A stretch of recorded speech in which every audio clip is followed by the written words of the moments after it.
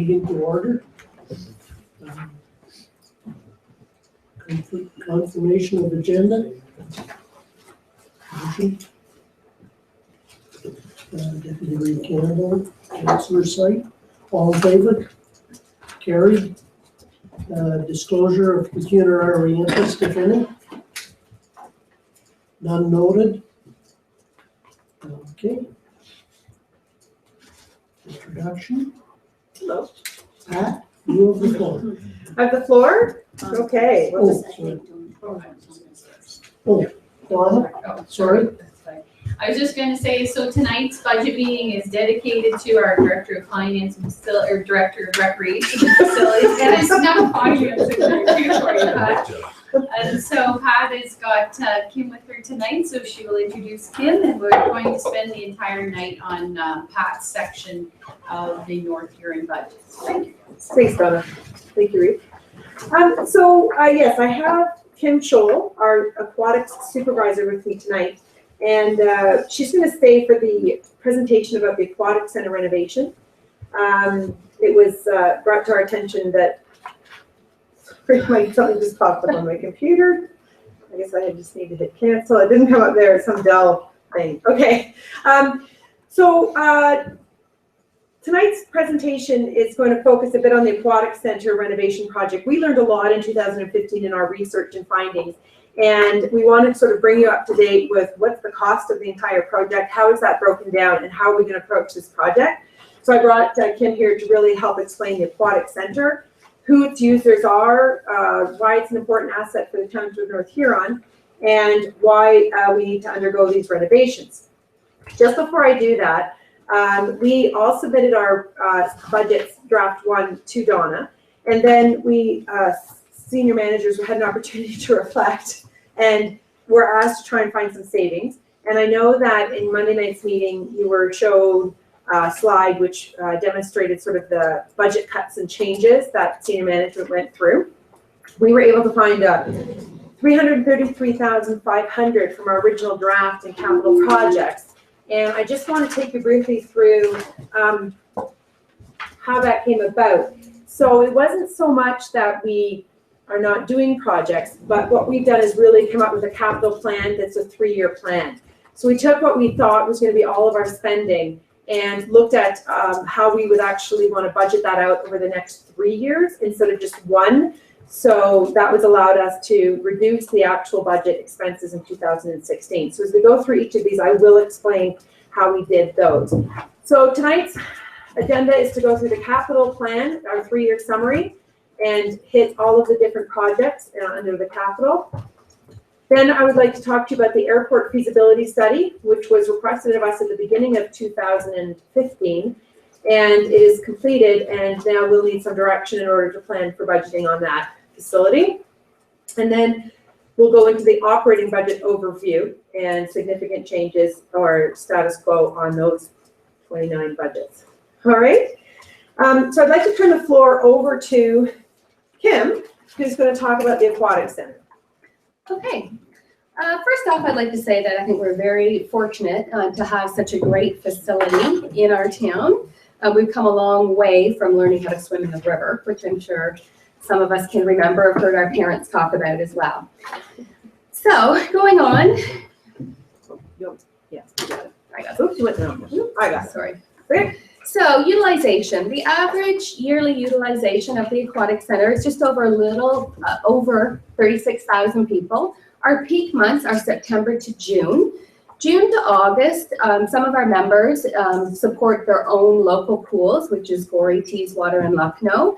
So they support those pools because they offer swimming lessons, aquafit, and public swims as well. But they do come back to us in September again when their pools close. During our peak times, we're open about 60 hours a week. Our users range from 4 months old to 80+ years old. We have the public schools and the secondary schools that come in to use our facility. Day camps, our local day camps, as well as day camps from Minto and a few other places come in the off season during March break. Community groups and youth groups use our pool. We draw from a large area: North Huron, Morris, Turnberry, Brussels, Howick, Listowel, Auburn, Mildmay, and Teeswater. On the chart, you can see what our utilization breakdown is. So 32% of our users are aquafit users. 17% are public swims. 11% are Board of Ed users, which is the high school and the public schools. Just for swims, that's not talking about swimming lessons. 7% are swimming lessons, and 33% are other. And other include lane swim, adult and tot swims, adult and senior swims, and birthday party rentals. Benefits to our community. Economic development. We have a lot of people who come into town on a regular basis, a lot of our aquafit users, 2 to 3 times a week, who come in, and when they're done using our aquatic facility, they go downtown, they do shopping at the grocery stores. I can see them when I go through the drive-through at Tim Hortons after they've been to their aquafit class. They use the restaurants and the stores is the main key here. Youth development and employment. We hire anywhere from 13 to 17 part-time staff. Over half of those are high school staff. Swimming is a life skill, and it is an immunization from drowning. It's prevention of disease, rehabilitation, social time for seniors, family time, and exercise. So it encompasses a lot. Just going to take you through the timeline of the current repairs, of our current liner. So the pool was finished and opened April-May 2001. Canada Pool was the original installer of the pool, and Mirtha Pools was the manufacturer of the liner. Shortly after the pool opened in December of 2001, wrinkles appeared in the leisure tank of the pool, and these wrinkles happened around the ramp, the stairs, and the bench area. It was identified that the soldering of the liner had given away, and that was causing the problem. They took the approach that they were going to wait for a little while before they started the repairs in order to see if any other soldering had given away. So in December 2002, repair 1 occurred, and that's where they replaced a 20-meter panel in the leisure tank of the pool. This was under warranty at the time, but within 6 months, wrinkles began to appear again. So repair 2 occurred in December of 2004, where they replaced the second 20-meter panel on the leisure tank of the pool. This was to the left of the previously replaced panel. Again, within 6 months, the wrinkles began to appear on both panels at this point. So in August 2005, repair 3 was done, and they replaced both the first panel and the second panel. In April of 2006, we had National Pool, which actually designed the structure of the pool. They had come down to do a water dive and a water inspection of the split seams that the panels that were wrinkled. They found that the 2 seams had split again. So they attempted to replace this panel for the 3rd time, but the new section would not solder to the original liner. The entire pool at this point was drained, with the exception of 2 feet in the deep tank of the pool. Upon draining, they discovered that in the deep tank of the pool, there were 2 splits in the liner as well. So they replaced the entire liner at this point, both the shallow and the deep tank of the pool. In August 2006, wrinkles appeared again in the leisure tank of the pool, and they began to worsen. In October of 2006, National Pool sent Hollandia Pool, which is a pool company out of London, to come in and do a dive at the pool to investigate what had happened. Hollandia concluded that the liner had stretched, and that's why we were getting wrinkles back in the pool. In December 2006, the shallow end was drained, and they were going to repair, Hollandia was going to repair the wrinkles, but upon draining the pool, they felt that there was water. Sorry, they didn't drain the pool.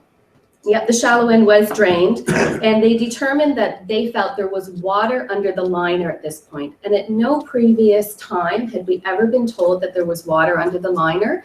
And upon removal of previous panels, the cement, the concrete underneath was perfectly dry. So this was new news to us. So under the direction of National Pool, the pool was refilled and no repair was done at this time. From January 2007 to the fall of 2007, there were many attempts from our department to contact National Pool, and every attempt failed. We didn't hear back from them. So a lot of time had gone on through this, and by the fall of 2012, the black lines, which I'll show you later on in the presentation, started to come off the liner itself, and they started to curl under. So we decided that we were going to remove the black lines in the shallow end only ourselves, which we were successful in doing. 2013 to present, the wrinkles now have begun to appear in the deep end of the pool, in the deep side of the tank, and on the dividing wall that divides the leisure tank from the deep tank. So the problem has worsened and worsened over the years. Further? So Kim, of all what you've told us, has anybody actually given us a root cause of why the liners are splitting? Not really. We've even talked pool, well, we'll talk about this a little bit later. Goderich has the same pool, Mirtha liner pool. They've replaced their liner twice already. And now this third time, they feel that they've met the success, and that's what we're going to talk to you about in the repair. The challenge we've had is that if you'd asked us now, we would never put a liner pool in a commercial setting ever. It would be back to the old-fashioned concrete or tile pool, which don't have these ongoing problems. In our case, when we say constant questions, please come and look at our pool, please come tell us what's going on, I had to write Italy to get them to National Pools to contact us again. National Pools is the Canadian representative of Mirtha. The pool liner is actually made in Italy. Like, I've talked to people in Australia that have Mirtha pools. We have been around and around, and there are suspects that the liner expands. And so if you put a tight liner in a space that is not going to move and it expands, what does it do? It has to wrinkle. And so we think that the chemicals in the pool cause the liner to gradually expand, and so they fold up and over. We think that's the cause. There's no water underneath our liner, but it is a very frustrating challenge for sure. The one thing that current Mirtha pools are doing is they've actually installed a soft walk under the liner that sits under the liner between the cement and the liner. So, and we don't have that. The soft walk was not around when we put in our pool. There was no such thing. So Goderich has now put in the soft walk under their liner, and we're actually going down, weather permitting, tomorrow to Goderich to see how their liner is doing after being in there for 2 years.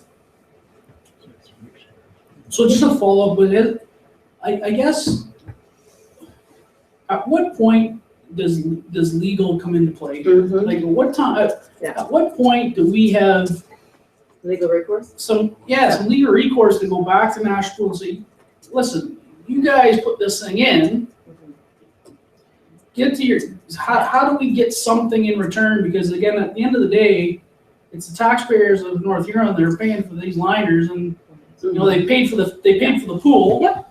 And they paid for all these liners, and really there has been no recourse from National Pool, who just basically enjoyed their pocketbook and walked away. Mm-hmm. So the pool was put in by Canada Pools, which about a year or two after our pool was installed went out of business.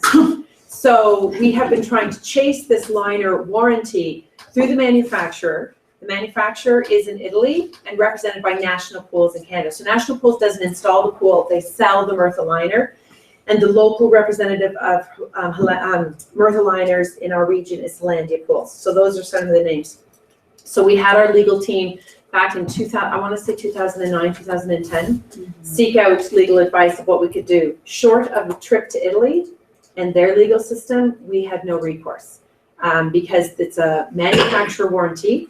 And so you have to go and fight it in the Italian courts. I offered to go, and so did she. And I think Archie at the time offered. James, we were all headed to Italy. Well, I didn't want to go there. But the reality is that was we do have that discussion with, and it's a common theme. Okay. And our pool is one of the first Mirtha pools in Canada. Okay. Mm-hmm. Right. So I guess my question was, maybe this is with Trevor's. So when did our guarantee quit? in years back in here that we. 2016 is when our warranty is over. But the warranty is So useless. far, it hasn't cost us any money? These replacements have not cost us any money up till now, no. No, those have all been under warranty, and then they stopped answering our phone calls Okay. after their second or third liner strip replacement. Once they did the whole bottom again, then they stopped returning our calls. Okay, again, just, not quite clear on that, maybe. I can go back. Did 2000, we were still okay up till when? So in 2000 and, when was the liner completely replaced? Where was that on this? It was in 2000. I thought it was in 2000. 2006. Yeah, 2006, the liner was completely replaced under warranty. And no, the base of the bottom of it was replaced under warranty. And then, since then, we've had, as it says in December, we just can't seem to get them to contact us back. So since 2007, we have struggled with this. I mean, the pool still functions, it still works, it's just an ongoing challenge. Brock, Does the construction of this pool require a liner? Could you do without a liner? You have the Murtha system, the way it's built, it has a cement floor on it, which the liner lays over. But the unique thing about it is it has steel walls, and the steel walls are the frame of the perimeter of the pool, and the liner is adhered to the steel walls. So basically those steel walls have to stay, otherwise we're ripping out the entire system. So we are, Erosion problems too. Yes, we'll get into that later. so we're gonna show you some of the challenges we've had. And so in our investigation, we are right now considering two options. One is another Murtha liner, after we investigate what Godrich has gone through. And the other option is from Acapulco Pool, which is an option where they want to tile the bottom of the pool and adhere that then to the skirt and then leave the liner on the sides. So we're not there yet, but those are the two options we've been presented as possibilities. Nobody has done the tile and siding, so we're really want to thoroughly investigate that before we sink our money in that solution. But that's a good question, because why wouldn't you just tile it or something over top? Yep. Okay, so we're going to break down the project into 4 areas: the deck, the pool tank, the UV and the water filtration system, and the environment. So we're going to start with the pool deck. We have done a lot of work, especially over the last 6 months, investigating how we can improve the appearance of the pool deck. Unfortunately, poor construction at the beginning of this the project has caused us a lot of problems. Some of the drains, or numerous drains, are higher than the deck itself, and that came from the original construction. So obviously when that happens, the water is not being allowed to drain away off the pool deck. It sits on the pool deck, even with my staff being in there squeegeeing it, trying to get away the water. They can't do it completely. So we have had a lot of water staining over the years. So we contacted 2 pool companies to get an estimate on how much it would cost for them to come in and do a deep cleaning of our deck. And that would be between $8,000 and $9,000. We thought this was a little bit on the high side, but we weren't sure. So we investigated other alternatives. Cintas is our current cleaner who cleans our change rooms, pool change rooms. So we asked them to do a test area on the pool deck. And they did a good job, but we weren't satisfied. We thought we could still get a better clean than what they were showing us. I've talked to Hanover, and they do an in-house cleaning using their staff and a phosphoric acid solution. So we bought their phosphoric acid solution, and we tried a test area again on the deck, and it did an okay job, but it wasn't as good as we wanted to see. So the next thing we did do is we went to one of the pool companies and asked them to come in and do a test area of how they would do their deep cleaning. So they were in about 2 months ago, and it looked great. They did a great job on the deep cleaning. Well, our team watched what they did and knew what product they used. So we tried our own little test cleaning, found that we could do it ourselves. So over 2 Thursdays, our team was able to clean the deck in-house with the solution. And you can see the results up there, the before, and that's after. So that fix we could do in-house for very little cost at all. So we feel that on a regular basis, doing this either 6 months or once a year will keep the deck looking the way we need it to look, sparkling and clean. So we have saved some money by our investigation. Again, the before and after, there's another frame of that, Pat. Before and after, the same area, you can see the difference in the color of the deck. It's where we want it. It still has some staining. We're never going to get away from some staining on that tile, but it is much better. So the pool wrinkles, in 2012, we took pictures of the actual liner. This is with the water in it, and you can see the wrinkles that span in the leisure side of the pool. And the wrinkles always start running down the length of the 20-meter pool. So that's keep going. And there are more. You can see the wrinkles appearing. They're getting worse. And over the years now, they've started to expand across the width of the pool. So in between the wrinkles that are running lengthwise, they're now connecting in the middle as well. And as Pat has mentioned, Godrich has had a similar problem with their pool of leaders, and we've been keeping in close contact with them, and these are things that they're seeing, but now they've added a soft walk under it, and for 2 years, they haven't had any problems with wrinkling of their pool liner.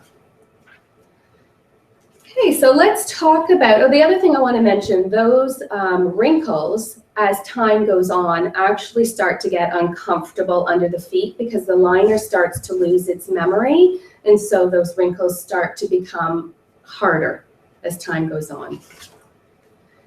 So the black lines were put on, I can't remember what year for sure, but they're put on top of the original blue liner, so they're soldered on. And what started to happen is the black lines started to come away from the liner itself.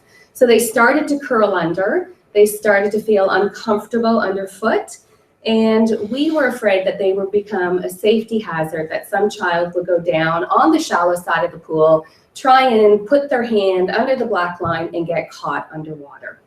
So we took matters into our own hands, and we had someone come in and we tore or cut off the black lines successfully just in the shallow side of the deep tank. So we still have the black lines in the deep end where we need them. So the pool liner staining. So over the last 4 to 5 years especially, the staining on the liner has accelerated. Unfortunately, I don't have a picture of 2012, but I was able to find a picture of our ramp in 2008. And at that point, the pool was 7 years old, and you can see there's very little staining on the ramp. In 2015, this is what our ramp looks like with the yellowish staining that's going on. The yellow staining just isn't on the ramp, but it's actually all through the pool liner. But it's not as bad as what you're seeing there. It's a tinge of yellow, but the appearance isn't very nice. So what we have looked into are 2 solutions. Is a water filtration system, which would cost about $30,000 to install it, which would clean up the water coming in to the pool. Or the second solution is sequestering agents. And we were able to get a hold of an identification kit that we can do ourselves in-house to identify what minerals are causing problems for our pool water. And this is still under investigation.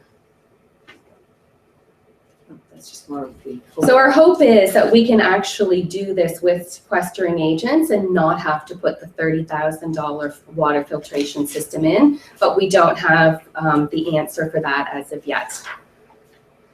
And this picture shows, you can see the overall yellowing. You can't maybe see it as well, but there are, especially on the leisure side of the tank, you can see the tinges of yellow. Well, that's now starting into the deep tank as well.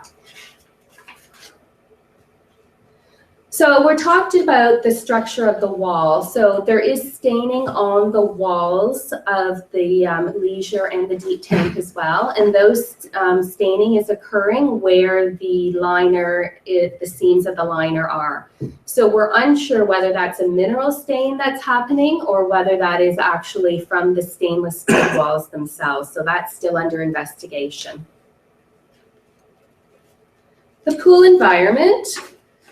So every pool environment is somewhat corrosive due to the humidity in the building and the chlorine itself. So I'm going to take you through a bit of our pool environment. So the original mezzanine is on the left, and you can see that there is rusting that occurred, and that was only a couple of years after the mezzanine in the pool, the mezzanine was installed and the pool opened. No matter what product we got, we could never keep that mezzanine clean. So it started to look really awful and unpresentable to the public. So in 2010, we Sorry, I'm secured. just gonna interrupt, but what triggered us was also the rails started to come out. They rusted Oh, right yeah, off, and we started, that didn't look too safe. So we had to close the It was a mezzanine. safety, yes. Yeah. Got it. I remember that. So in 2010, we were able to secure a rink grant, and through that rink grant, we rebuilt the mezzanine with products and materials that would stand up in our environment. And we haven't had any problems with it. It looks great. It's wonderful. And the deck doors is something else that we had to address through the rink grant as well. All of the deck doors going into the change room and going into the filter room had begun to rust and corrode as well and look very unacceptable to the pool itself and to the township. The other thing that's been happening in the environment are the beams of the facility on the upper roof. They have started to rust, and that rust you can see on those pictures. That's just a small portion, and it's resting on the lower beam and the upper beam that connects to the roof of the building as well. But Pat's going to address that a bit later in the presentation. And those are just other pictures of the roof or the beams and also the roof. What is happening is the paint is starting to peel away. You can see on the right-hand side, the white paint is starting to peel away from the ceiling as well. So continuing on with the pool environment and the HVAC system and the supports, we're having trouble with our humidity in our facility. We keep it at 64 degrees, which really doesn't seem that bad. For humidity. 64% humidity, sorry. It's a little warmer than 64 Yeah. degrees. And we cannot seem to reduce that humidity no matter what we do to the system. Now, we have undertaken looking at other facilities. Owen Sound runs at 50% humidity. Venaster runs at 53% humidity. Saugeen Shores runs at 34% humidity, but they've also installed a new Dectron system this past fall. And so they're maintaining 34% humidity on a daily basis. So we have to question whether our Dectron is working properly or whether it is too small for the square footage of the aquatic center itself. So that's under further investigation. Just a question, the pool deck, when it doesn't drain, that would increase the humidity with a whole bunch of that having to evaporate in comparison to draining down the drain? That would contribute to it a little bit. I mean, the overall water surface is going to do the same thing with the humidity, but through the HVAC system, it should be able to pull out a lot of that humidity and keep it down to a reasonable percent. And we're not achieving that at all. Some days we're up to 70, 75% humidity in there. Trevor? So your question though, if the Dectron is actually working or it's suitable for the size of the pool. The size of the pool hasn't changed. No, And the deck and the this is not Dectron is the same one that was put in there original? Yes, and it hasn't, and we've had the same problem from day one. We're just overriding the system a lot now to keep it down. I think that we don't know whether it was undersized or not. I'm going to talk a bit about it in the next section under the roof problems that we're having, because we had an investigation initiated with Alanavis Architects, and they came in and immediately they said, there's no way that this humidity should be breaching the pool environment, but it is. If you walk in our back hall, that's next to every space that is next to the pool is suffering from, you can see, humidity problems. So we're trying to figure out why that breach is happening, first of all, and the second piece is why is the humidity so high? We haven't got that answer yet, but we definitely we need to find all of this out this year before we start these repairs to know what we need to do. Yeah. So the other thing that we have been investigating to help with the environment is a UV system, installing that onto our current filtration system. The cost of that would be $30,000. in today's dollars, right now.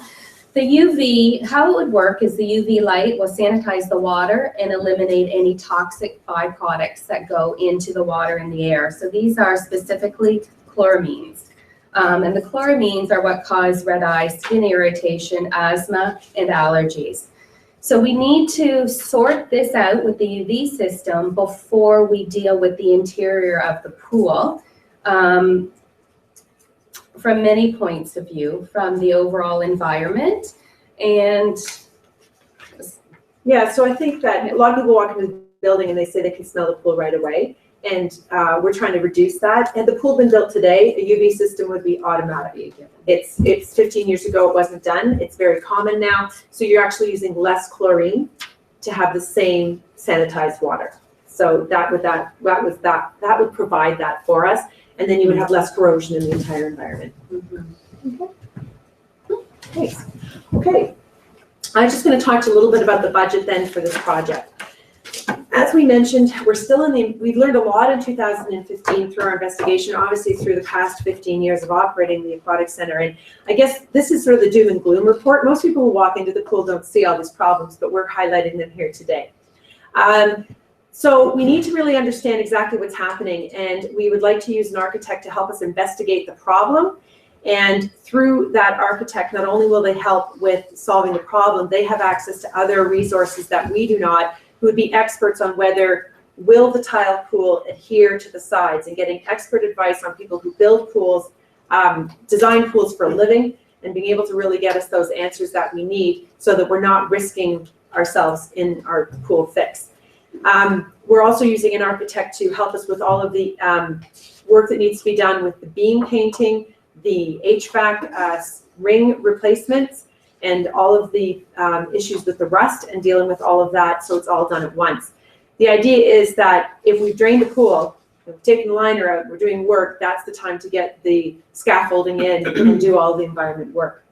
So with an architect, their investigation in 2016, their investigation is $13,000. And then design and tendering, they're not sure based on the scope and size of their work, but they've given me a broad number of $30,000.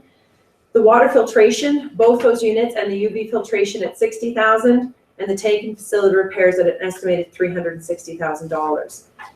So the whole project is $463,000 in what we're looking at now.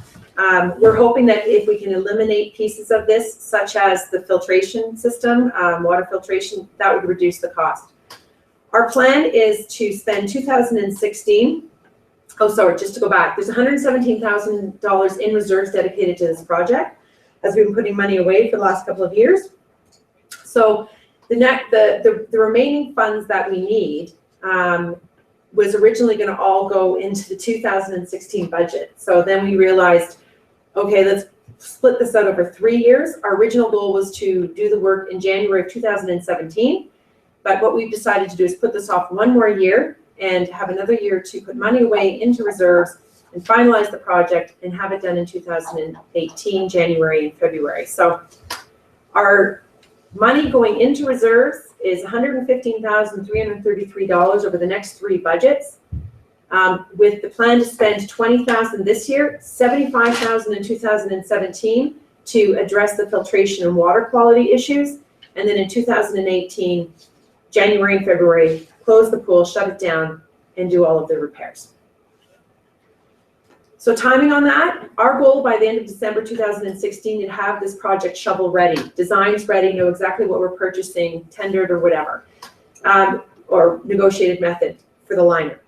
2017, we would like to spend that time tendering, potential any fundraising that we can come up with, and grants. So if a grant is available, any type of rink, if another recreation grant comes out, we definitely want to jump on it, but we need to be shovel ready. In 2017, install the mechanical and water quality improvements, and then, like I said, shut it down January and February. So I guess what Donna will caution you on as we do this is that we can't wait to pass the 2018 budget in March to see if we have the money to do this project. We will be asking for a special motion from council to allocate the money over in 2018 so we can get the project done in 2018. Perfect. So Pat, with the mechanical and the water quality improvement stuff, is there operating savings to doing this stuff? Like, I think we need to, the payback or the return on some of these gets lost in the number. Like $400,000 to the ratepayer is a big number. But when there's operating savings that can be established by doing it, I think those things need to be addressed as well, because it's not really $468,000. It's something different. So I think we need to, it's great that it's a good plan, but I think those operating savings, at least targets of what those savings might be with those improvements, would help guide to understand whether this is something that should be done sooner than 18. I guess my other point is that 18, that's 2 years. Is there any safety concerns by waiting that long? I don't believe at this point there is at all. If the wrinkles grew to a stage where we felt that there was that issue, we would be coming back to council right away. Absolutely. But that is the fear, that they will grow harder and harder and bigger, and become a trip hazard to a senior trying to, rehabilitate and walk in that shallow end or something like that. As far as operational savings, we can definitely present that as we go through this year and take a look at, how much will we save in chemicals?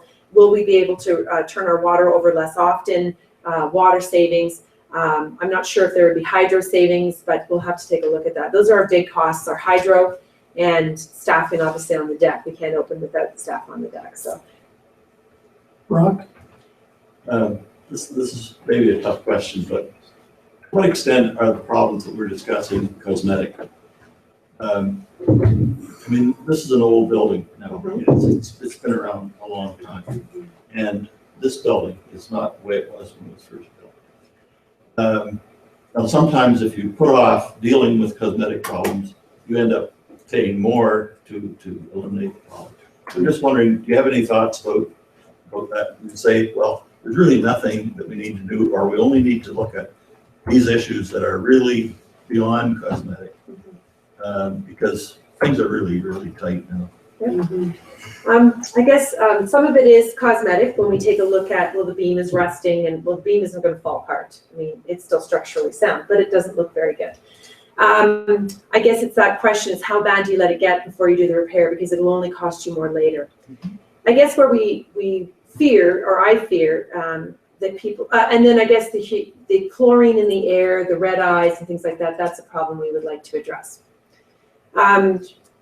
The challenge here is that if you get on I always liken this to the dirty seat on my plane. If I get on a plane and the seat's dirty, I automatically think that the engine is going to break down, right? When I'm in flight, like if they can't keep the seats clean, my goodness, what's the rest of the plane like? And I fear that people will stop using our pool. They'll start to turn away. We will lose users and members that enjoy this facility because they start to look at it as dirty, as unclean. Why is it so stained on the deck? Why is it so stained in the pool? So cosmetic, although you could define it as cosmetic, it does impact usership. And so that's, I think, one side of why cosmetic is important. As far as safety, that is obviously our #1 concern. And because we're one of the first pools with this problem, we're not sure at what point do those wrinkles crack? And then we have a breach of the tank, and then we can't do anything except replace it. And we're stuck without a pool until we do. So I'm not sure if that was a good answer to your question, but yes, some of it's cosmetic, but those have implications, as well as the fact that some of this stuff is beyond cosmetic. I think the deck is a good example of that. Like, we would love to replace those deck drains and have that water run away properly and not have the problem with the staining. But we realize that is huge and a tremendous cost to be able to do that. So we've come up with the solution of doing the in-house cleaning, and we thoroughly investigated that. So I think, we're accepting that, but we can still spend the time and keep the deck clean. I'm just thinking that to a certain extent, people know that it's not a new building. Yes. And I would think would be accepting of some of that. The pool liner itself, That's. no, that's a whole different story. That becomes a safety issue for sure. In the That's long all I, term, yeah. in the long term, I can address that right off the bat, and it will become a safety issue, which will force us to shut eventually. And then once you have, the opportunity to get the scaffold and lifts in there is when there's no water in the tank, no liner in the pool. I think, just so you can understand where we plan to go in 2016, our quote for the complete liner replacement with soft walk was approximately $300,000.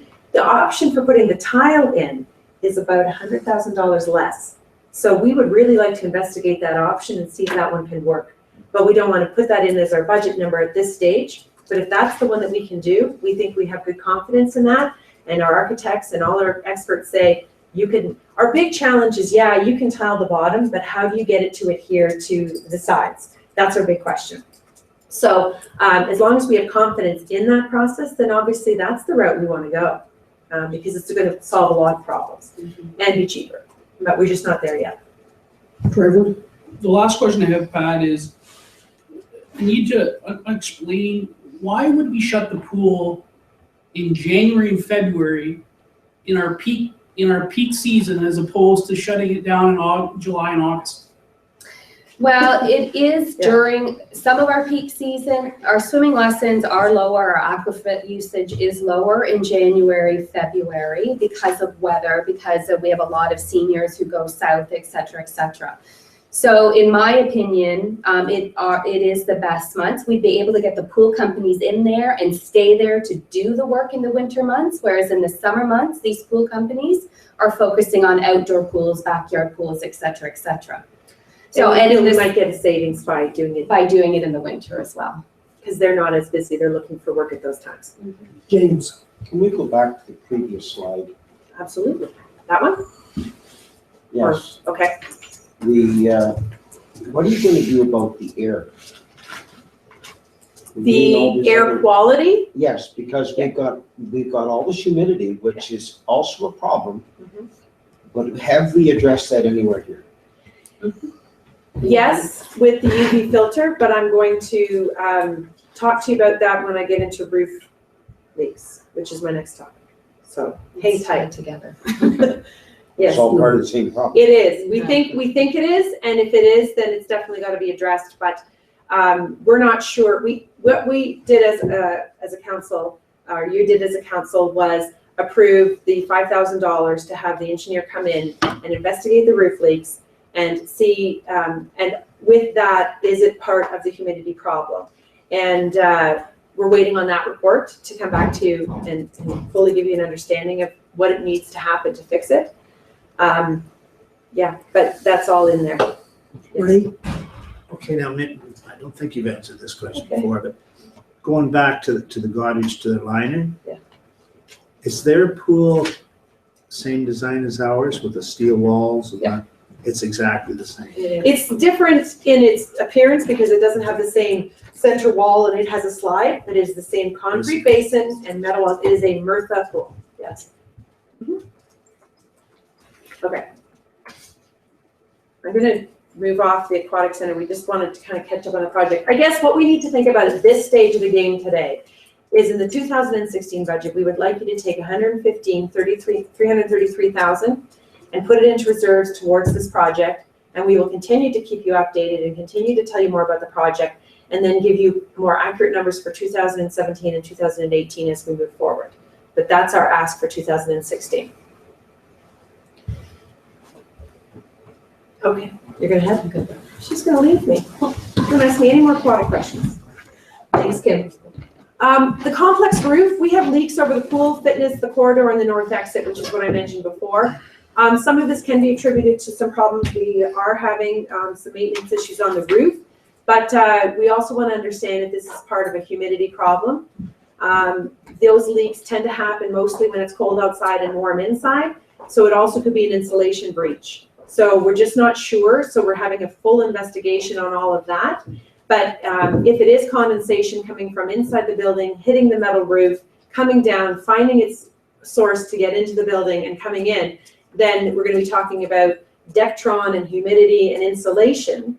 If it's not that, then I I'm back on the roof trying to find where it's coming in. And when I talk about that roof, I'm talking about the large metal roof over the pool. It's over the pool and arena, not the small flat roofs that are all around the other areas of the building. So with a roof this size, of a facility this size, there's always ongoing roof maintenance that needs to be done. Our estimated budget expense is $82,000. I hope to have better numbers for you. In reserves, we have $24,960. Today, Dawn and I looked at the budgets from the complex over last year. We believe there's another $40,000 we can put in towards this project, so there may be some additional savings here. But I would really hope that I have my engineer's report. I won't call them savings, but another $40,000 that we'll have in reserves to offset that $82,000. Yeah. Pat, do you have any idea how much money we have spent on this roof, on this complex? Yeah. From day one to now. We have spent a lot of money. I can get you that number. But it's just, Yeah. you know, and it's been a constant problem. Yep. For years. I don't know how to solve it. But I think there's something definitely wrong someplace. The leaks appear in different places, and then we solve that one, and then it comes in over here. It's a gigantic building that was a poorly designed building and poorly installed roof. So I've got 2 strikes against us, and then time is our 3rd strike. As time goes on, parts wear and tear. If you were to go to the Goderich facility, you'll see how much of a slant that roof is built on. They don't get leaks on a metal roof because the snow comes right off and runs off. Ours is such a low grade, it just sits there and then creeps in and ice jacks and comes in. So, but I can't fix that. That would be, well, you know, we'd have to start with a new roof. So you don't have that money. So we just chase the roof leaks for sure. And then there's been other issues with the way the flat roof was installed and things like that. If you have another couple hours, I can go on about the roof. I'd love to take you up there someday. Not today, it's too snowy. So Pat, though, so a lot of what I'm hearing though is design and construction. Yep, 15 years ago. yes. Where is our, we'll go back to the legal recourse question. Yeah. Where is the legal recourse to the designer and the construction company for designing a building of that size and basically saying now that we're having every engineer in the book tell us that it was poorly designed and poorly constructed? So where does the legality go back to them? Where does it stop for them? There's 2 roofs. There's the metal roof, and that was more, it's a steel weight building, and they recognized that the leaks that we had over the squash court and the home bench in the arena, that's a design flaw. Sorry. That's what their answers kind of were. Most roofs like this over arenas that are this design and this large so that the metal overlaps. They're not one large piece of metal, it has an overlapping pieces, have these kinds of challenges. And it wasn't necessarily poorly installed, that was the poor design. And there's really nothing you can do at that point.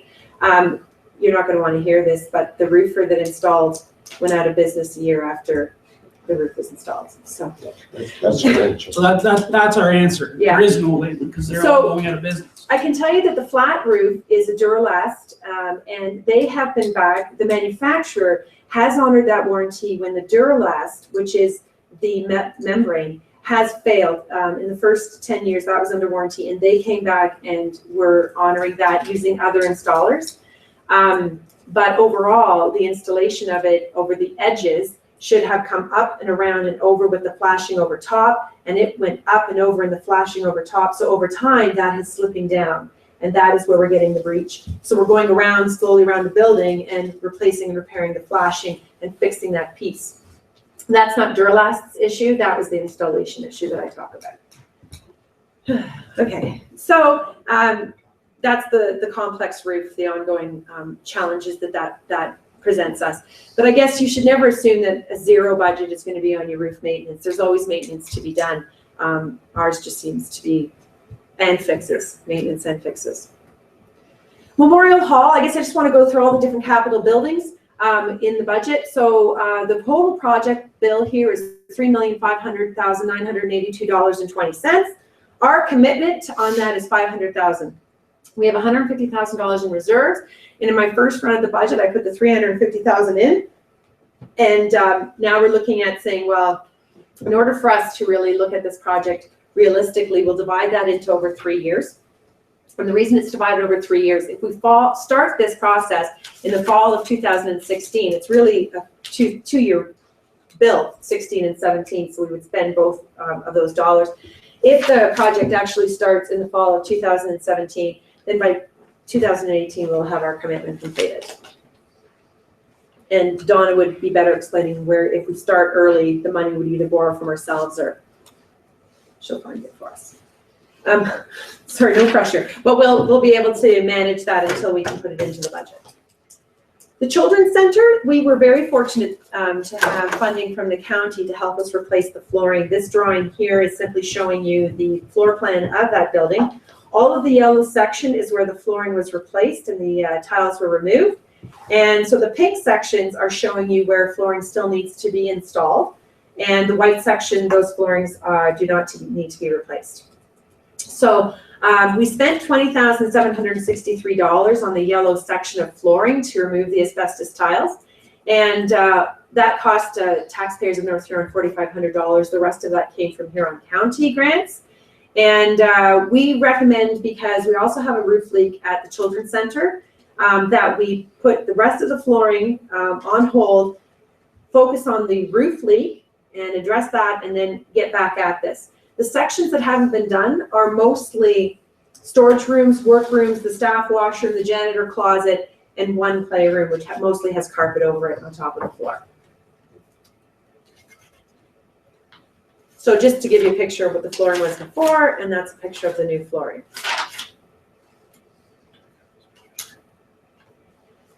The roof leaks, and I wish I had a photo of this. I couldn't get a good photo, and it's winter, but the Children's Center roof, estimated project of $120,000 to completely replace the roof, and that is what is being recommended based on the condition of the leaks and the water cooling and such. In reserves, we have put away $25,000 last year towards this project, with the balance in the current 2016 budget at $95,000. So one option, so in the fall, we had a quick repair done on the roof to address sort of a Band-Aid, and that has held. We have not had any leaks since we've done that. That's not going to hold forever, but it has put a little bit of a plug in it. And so there is one option, and that is to move this project to 2017. Take that $95,000, divide it over 2 years. That has not been done yet, so that is council's choice and still an opportunity for savings inside the 2016 budget. And I think that if we were to do this, we would have some opportunities to take a look at more funding maybe from Huron County towards this. They have been extremely generous over the past years to assist us with any health and safety issues in the facility. And so there might be some opportunity, if we do this over 2 years, that they might have 2 years of funding to assist us with this project.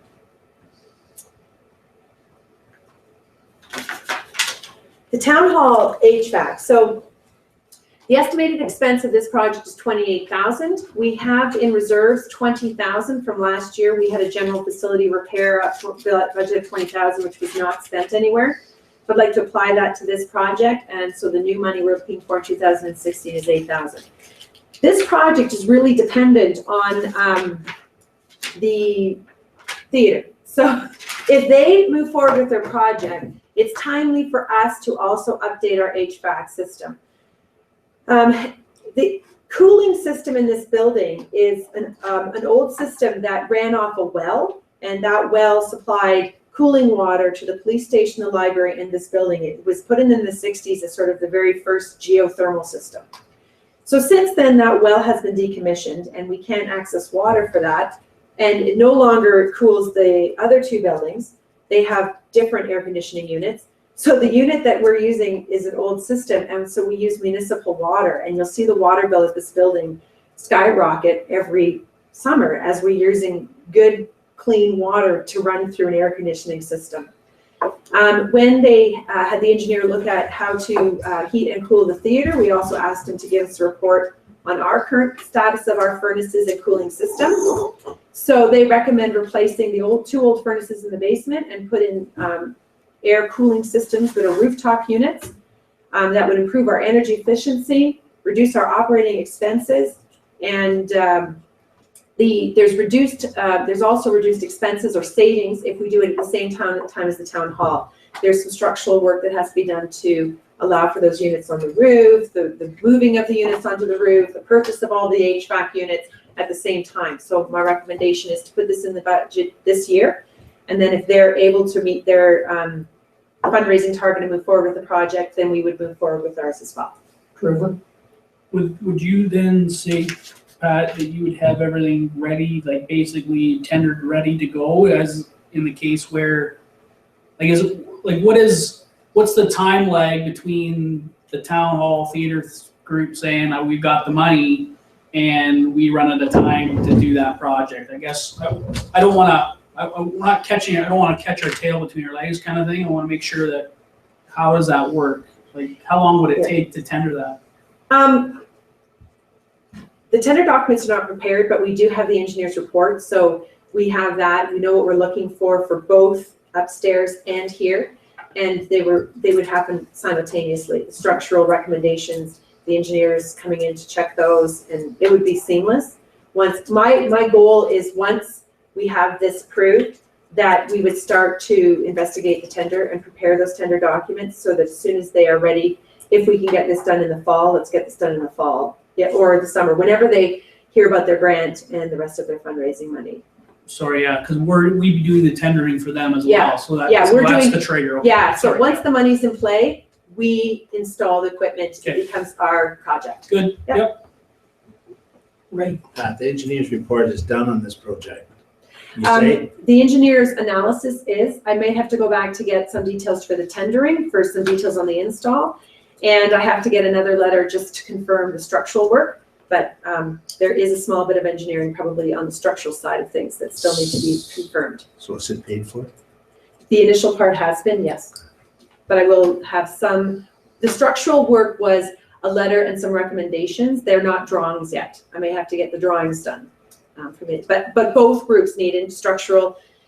For the theater work, they need to put rooftop units up. We need to put rooftop units up, so we would share that cost of getting that done at the same time. James? So the engineer recommends that we put these on the roof. The HVAC engineer recommends those are the best locations for those, and the structural engineer has no problem. It's just beefing up a couple beams up there, and where in the past, they've cut through some areas to put some units, beefing up that. It is not an extensive structural piece of work to go up there and get that ready. If anyone would like to go up there, it's a lot of fun too. I've heard that. It's a terrible hole to crawl through, but you get up there and there's lots of room. It's probably, I don't know, 14 feet tall, the attic. It's massive. Okay. And you get quite a view if you go all the way up to the bell.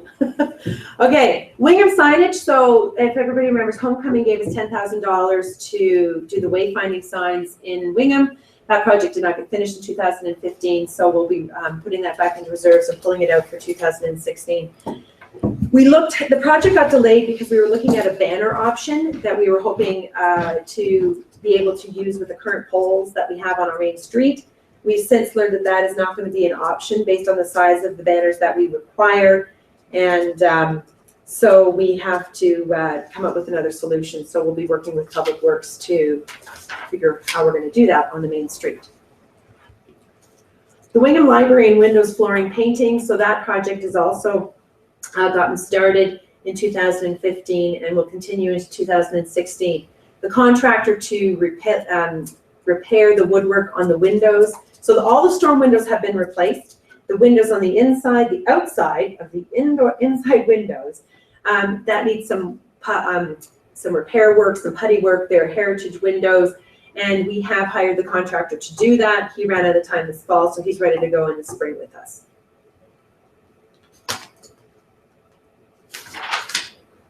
The recreation software and business equipment. So we have been talking about our online recreation management software, and it's our goal in 2016 to have this up and operational. Also inside this $45,000 would be a new copier and the file backup system that is required to support admin. So my department has to pay into a portion of that. This $45,000 is in reserves and ready to come out to spend on this project. Okay, so those are the capital projects that I have summarized for our next 3 years. Some took longer than others. And some I didn't think you need to hear all about Memorial Hall again. You've seen those drawings. I wanted to flip to the airport feasibility study, which I have to get that PowerPoint presentation up for you.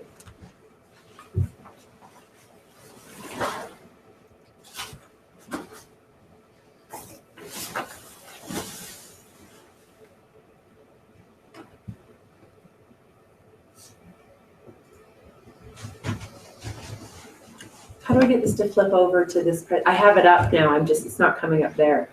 Oh, yes, it is. No, it's not. Sorry. I go to slideshow maybe. I'm beginning. There we go. Oh, that's how you do it, Richard. There, I taught you. No, I didn't teach it. Okay. So the airport feasibility study, I distributed that in your package, and also the airport committee requested a copy, so they were all emailed a copy as well. So you probably got it twice, Neil. Yeah. So during a public meeting we held on the service review, a lot of the information that was in the report was presented in the public meeting, and there was feedback from the two public that attended about the airport. And so I have all of those slides here tonight about that, and I can go over those as well, if that's how you'd like me to do that, Reeve, Vincent. But I think I want to focus on the summary and the options that have been presented and have some discussion with that. So overall, it's been a challenge for staff to come up with all of these options and a firm recommendation. However, after many reviews of the report and a senior management team brainstorming session on all the challenges and opportunities the airport has for us, we have 4 options for council to consider. Staff would like some feedback to know where council would like to head based on the information in the report and the options presented. It's not required tonight, but I'd like to present all of this to you and sort of hear your feedback, and then hear from you what your next steps are from us, what you want us to do. So I think I'd like to first just go over the summary of the report, and then take a look at the findings or the options. Is everybody okay to keep going? Mm-hmm. So just to remind everybody, council requested an internal service review of the Richard Levin Airport. The key tasks included consultation with the public, consultation with key stakeholders, investigation of future options, assessments of economic benefit, the business opportunities for growth, and ongoing challenges. Oh,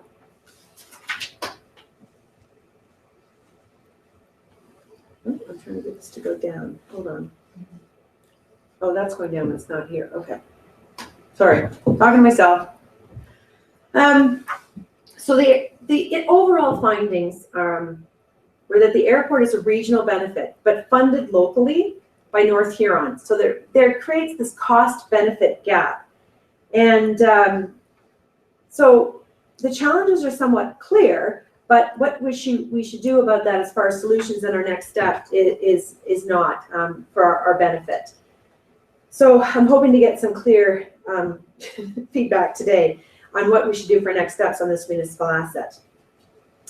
Overall, the operating deficit is not substantial, but we're still not able to break even on this. It is a service just like any other service we offer, but it is not a core service offered by most municipalities. If it's closed or sold, it is not likely that the township could rebuild. It's a very expensive asset. It requires a lot of land. And so when we look at that as an option, we have to remember that then we will probably lose it forever. It's interesting also when I reviewed some of the backgrounds and history on this, that although it's looking at our financial analysis, review other airports, ramping up to a full service airport does not necessarily mean more revenue that will help us break even. In fact, it's sort of demonstrating that costs also go up with ramping up. It's always been intended that this airport would be a limited service airport. In other words, not have full-time staffing and full-time operations. And that's demonstrated in the reports from 1994. And so if you were to look at Goddard, Stratford, or Tillsonburg, which is on page 24 of the report, you'll see that those incur even greater deficits and ongoing capital costs than we are incurring with a limited service airport.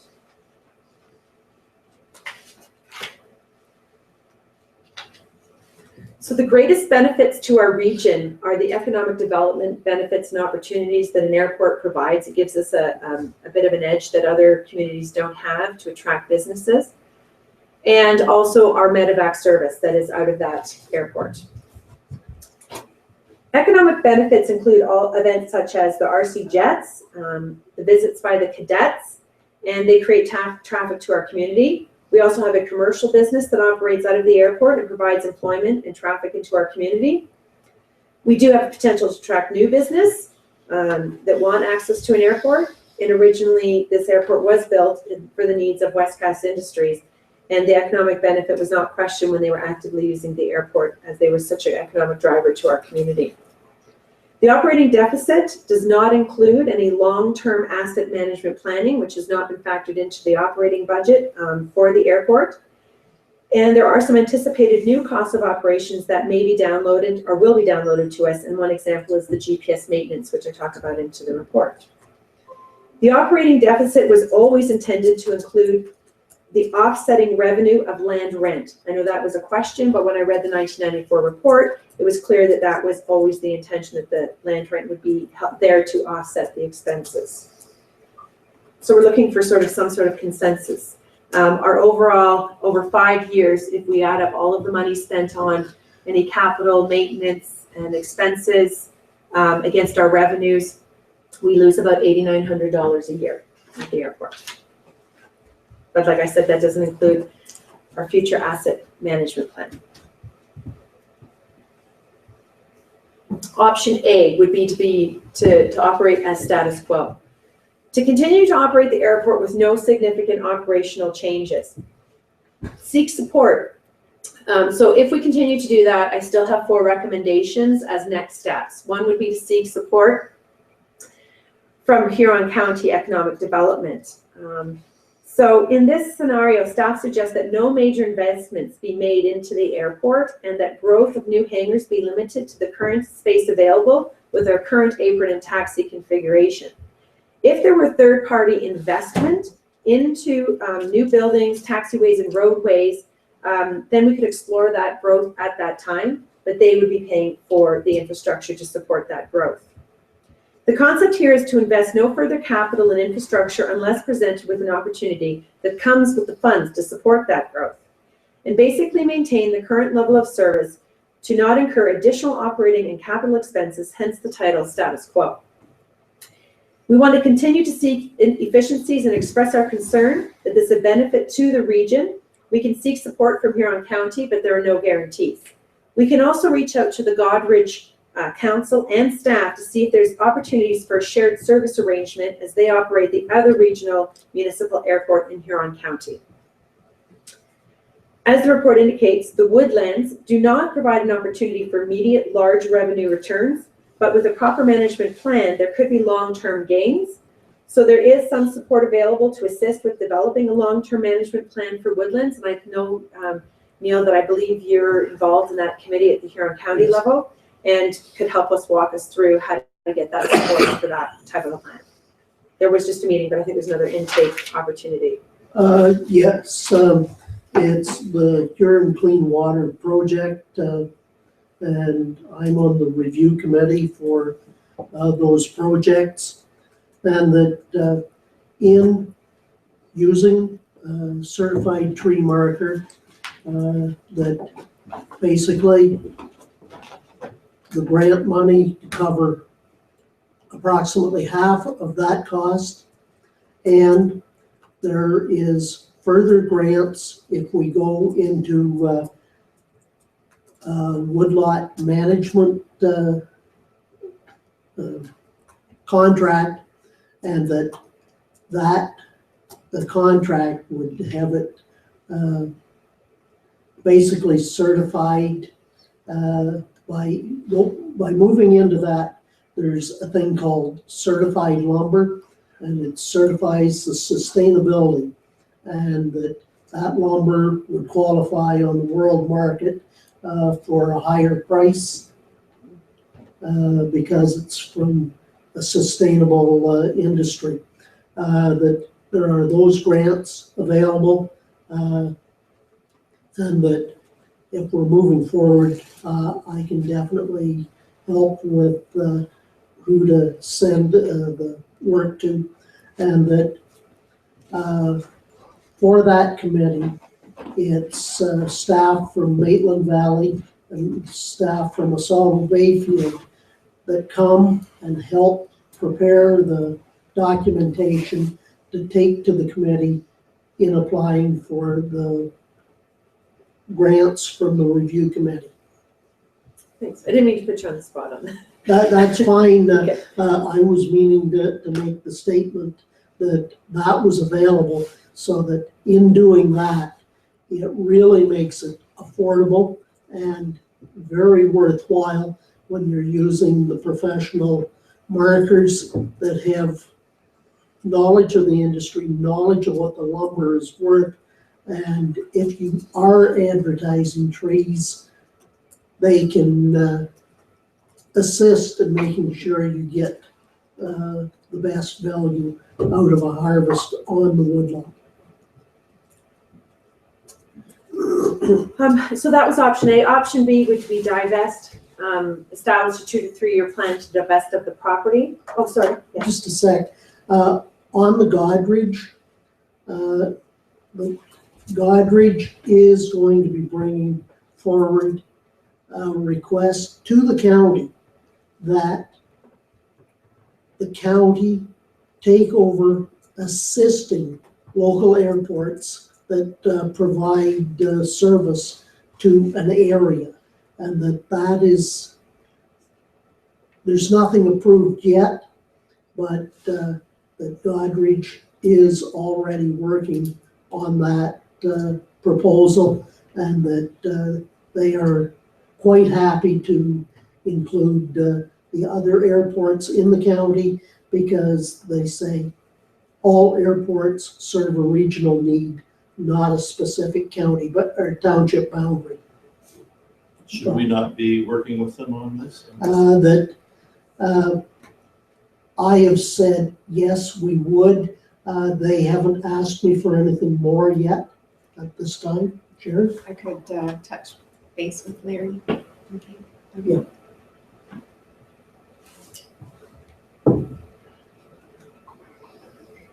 Just making that note. Okay, great.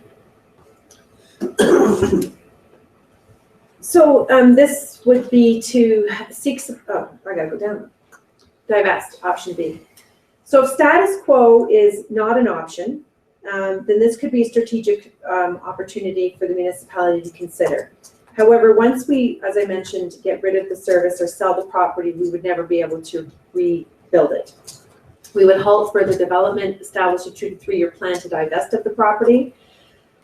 So then I guess the other challenge is that we would be losing the medevac service. So my recommendation is we would enter into some discussions with the hospital as to who should be responsible for medevac service, which is the healthcare branch. It is not a municipal service and is the responsibility of the hospital and of medical concerns. And so we could take a look at a shared investment in a new helipad with them through sales of the land to help them to establish a new helipad and look at an opportunity to maintain that service without us having to continue to operate our airport. Trevor? Well, I think that's also a county thing. Like, Yeah. the county would needs to make sure that they have the proper places for emergency evacuation. Like, county's not gonna just want things to go away, I don't think, but, I think needs to be a shared discussion between, I think, both the hospital, the county. If option B is the thing that tends to be, I don't see that as that's not a hospital. Yeah, The no, hospital themselves are not gonna, that's not they just treat the people who come. They don't treat the people who haven't got there yet. So it's not one for funding and stuff. So I don't know whose really that responsibility it is, Mhm. but it's a conversation that I think needs to be happened at both this municipality, the hospital, the county, if divesting is a discussion. Yep, I'm not sure myself, only because the hospital benefits from having it because it's mostly them transporting the patients out, not into our airport. So if they land transfer them, they have to send a doctor. And that is a huge interruption to their services they can provide. That was possibly one of the things that would be discussed at the Lynn meeting that was postponed or to another time in Stratford tonight, and that there's a lot of things within the medical system. Yes, it should belong to the province, but if the local area doesn't do it, it doesn't get done. James? Is there something that we can talk with them on? Like if they're called in the night, one of our men are called in for help with this kind of stuff, like the cleaning of the helipad and all this kind of stuff. If we had a sharing plan that even covered some of these wages, and I'm not sure it should come from the hospital, I think it should come from the Ministry of Health. But it cost me, a taxpayer, to have some of these services that we are providing, that I really feel the healthcare should be helping with some of these costs. And the county, if the county's willing to come in with this, but these are things that lessen the cost for us out there. Yes, right now the hospital does provide us a $1,500 grant annually to assist with snow removal at the airport. But that's only a small piece of the cost of operating, as we all know. That doesn't cover a lot. But it's that value came up based on what it costs them to clear the snow at the helipad and the store. That's their expense, so that's what they donated. So I'm just giving you that. Yeah, they recognize the benefit of it, but yeah. So with the sale of the land, it would provide the opportunity for the municipality to share some of the investment costs with the hospital, but it also would provide us an opportunity to invest in North Huron infrastructure. As the report suggests, the farmland could be valued as much as $2.9 million. There are some costs with closing the airport and reimbursing the hangar owners and such, and we would lose the service. So I guess this really needs to be considered as a strategic long-term plan.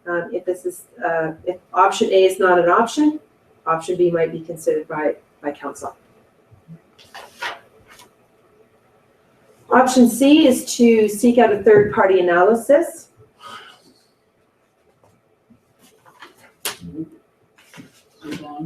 Oh, well, I'm just going to share. So option A and option B are not an option. Then, so we don't want to go status quo. We don't want to go divestment. There's a company called Explore Solutions that focuses on airport development. We can look at a cost and the resources needed to have this company look at opportunities more globally and regionally for the airport. These opportunities may require further capital investment with no guarantees, or they may be at reasonable cost, and that's unknown. It's an option to explore if council would like a third-party analysis. I don't think that they're going to find significant savings in our operations since we already run quite lean out there. However, if council selects this option, they have to be ready to potentially invest in growth or opportunities to achieve more gains and benefits, but there are no guarantees, and the benefits would continue to be regional and not necessarily North Hurons. So the cost of this option could be floated out to perhaps the Huron County Economic Development Committee. If you wanted to go this route, this might be a study that they would be willing to invest in for us as an option C.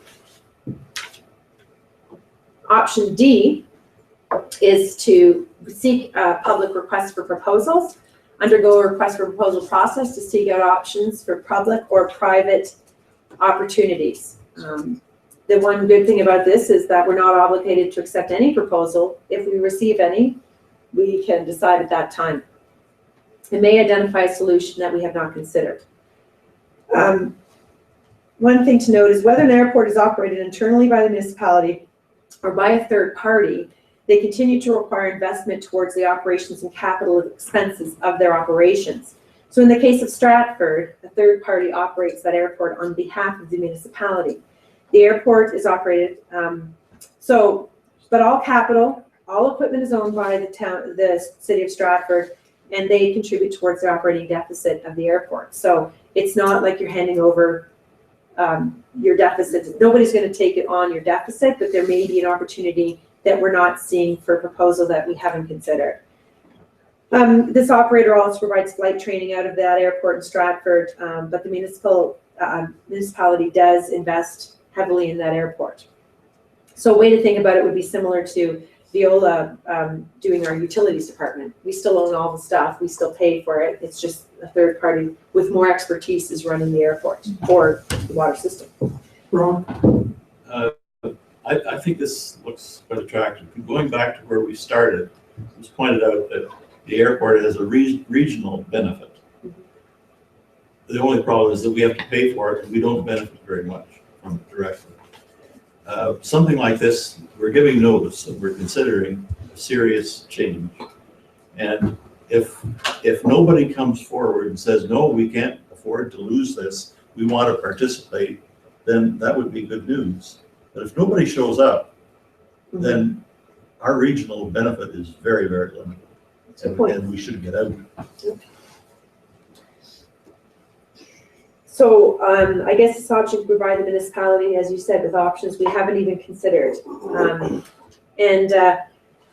Could be also included in option C, scope of work, if we wanted that kind of a company to come in, provide us with options we haven't considered, as well as they could do some sort of public request for proposals on our behalf. And there are staff resources considered to go forward with this option. But if A and B and C are not acceptable, D is out there for you guys to consider. Terrific. So Pat, I'm thinking a little bit out loud here, bear with me. So the $8,900 that you say we average in a loss, Yes. how much investment in hangars would have to be made in order to make that zero? So the hangars bring in somewhere around $1,100 a year in rent to us. So we need to build 8 more. And we don't have room in our current infrastructure for 8 more. So how many do we have room for? It depends on what size they build. If they built the exact same square footage as they have now, Yes? 5. So I guess my question is that, in part of the conversation I've read about in this airport feasibility study is that some of the drawbacks of the investment in building the hangar has been twofold. One, they're not really sure it's going to be still there, so they don't want to build. And 2, the process to build is very cumbersome and painful. So I guess my question is I guess the council would be, option A, to relook at the process of investment in hangars, but also look at the environment, the economic impact that the county could provide to ensure that at least the budget is zero, so it's no impact to the taxpayer and the tax rate. Then we've got something to stand on. It's a double way, it's a double fold. We get the investment that people are talking about, that they want to invest in the airport and provide that service, but also say to the county, county, we're not asking for millions of dollars here. We're asking you for, here's our operating loss for the year. You make it zero, and let's talk. Let's talk about a shared discussion about the economic benefit. I think there can be that's a two-win. That's a win-win for everybody. And again, if that doesn't work, if that option A wouldn't work, then you can still look at option B and divest it. Like, in my opinion, option C isn't, like, how many studies can we read? Like, we already read 3 studies. We don't need any more studies that tell us the same stuff. So, I look at that as a lobbying project for us to say, both to the people who want to use that service and say, how can we make this process better for you to build these hangars so you don't go somewhere else? And how do we get that other way? James. And I know Henry's standing here tonight, sitting here tonight, just watching every move we're making here. But I think it would be good to have those people who own hangars to come in and sit down with us as council and say how important this is to them. And maybe they want to invest some in the running of the airport against that deficit also, if the county isn't. So it's not a burden on all of us. I think we need to start working more together as a group. Because it's certainly been learning all weekend so far. But I think this is something that we never hear from these guys at the airport unless we do something wrong. Or we say something wrong. Well, But if the I would like airport to is suggest gone, that, it's against them also. yeah, and we do hear from them at the airport committee, and Neil is there, and myself, and more Sternbury councillors as well. But you're right, if you want to hear from them directly, I can't imagine they would not want to come speak to you. But I think just to work things out so that we know where they're coming from and they know where we're coming and they know where we're coming from, which is financial. Because that's there. Brock, I think that we need to include the income from the woodlands as part of the deficit, not just the $9,000. Is part of the deficit or the, Part against? of the deficit. That's what's making our deficit as small as it is it not? Sorry, the farmland Yes. is what keeps it, not, you said the woodlot. Sorry, the woodlot provides some revenue, but it's not quite ready for a big harvest. Yeah, I mean the rentals. Oh, yeah, all the land rent. Yeah, that's a significant, that's a $57,000 intake. Yeah. Trevor? Yeah, like to me, I would be like it's somewhat like you're talking, James, somewhat area rating it to the users of the facility. In the case where Huron County and the investment doesn't work, that's what you're basically saying is leaving, and is option basically C is divested if the current users of the facility don't want to area rate and cover the operating deficit. That's what I'm hearing is what you're talking about. I'm just going to speak on behalf, oh, sorry, go ahead. No, go ahead. The hangar owners also have costs beside paying rent to us. They've built the building, they pay the hydro, they, do maintenance on their hangars and such. So I don't know, I can't speak for them, but I don't know of another airport that also charges them sort of another investment or development charge or anything like that on an ongoing basis. But the hangars that are there currently house more than one plane. Some of them house up to 3. So they're collecting rent from that. 3 hangars is 9 pilots. I'm just giving you some update. I think I got that right. Trevor? But in saying that, Pat, there's a benefit that they're getting because they have the service there. Like if they had to move that hangar somewhere else, they're gonna have to have that same benefit somewhere else. Like so, it's a conversation. But my point is not to go to them. I think my point is Huron County first, and have a conversation of how do we gain some investment strategies on getting more people out in those hangars. Like if we've had some people, I've had 2 resident ratepayers now that have said there is potential for 5 or 6 people to put hangars out there. Well, if that's the case, we need to figure out that lowers that risk a lot lower than $8,000, because putting up a hangar doesn't change our operating costs at all. I think one of the big things is that we have to look at what we require for a hangar. Godrich and Hanover, you can build a lot cheaper building than you can with our stipulations.